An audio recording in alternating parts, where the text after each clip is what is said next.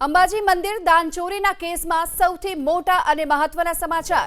જિલ્લા કલેક્ટરે એસઓપી સાથે બનાવ્યા કડક નિયમો। અંબાજીમાં દાન ગણતરીનું હવેથી લાઈવ પ્રસારણ કરવામાં આવશે। 20થી વધુ સીસીટીવીની નજરમાં દાનની ગણતરી કરવામાં આવશે। 6 મહિનામાં કેમેરાનું રેકોર્ડિંગ સાચવવાની પણ વ્યવસ્થા કરવામાં આવી છે।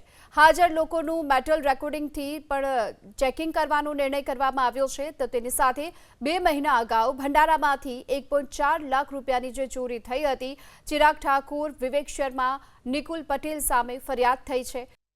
અને અંબાજી મંદિર ટ્રસ્ટ દ્વારા આ ત્રણેય કર્મચારીઓને તાત્કાલિક અસરથી નોકરીમાંથી ડિસમિસ કરવામાં આવ્યા હતા। ત્યારબાદ ભંડાર ગણતરીની જે પ્રક્રિયા છે એને વધારે સુદૃઢ બનાવવા માટે નવી એસઓપી પણ જાહેર કરવામાં આવી છે। તે અંતર્ગત હવે 20 કરતાં વધારે કેમેરાની હાજરીમાં જ આ ગણતરીની પ્રક્રિયા થાય। આ ઉપરાંત કેમેરાનું જે રેકોર્ડિંગ બેકઅપ છે તે પણ 6 મહિના સાચવવા માટેની જોગવાઈ કરવામાં આવી છે।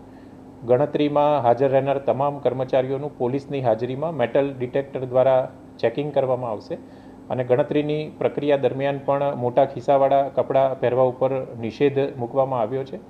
ગણતરી પૂરી થયા બાદ તમામ જે ગણતરીમાં સંકળાયેલા કર્મચારીઓ છે તેમનું ફરીથી પોલીસ દ્વારા ચેકિંગ કરવામાં આવે તેવી પદ્ધતિ ગોઠવવામાં આવી છે।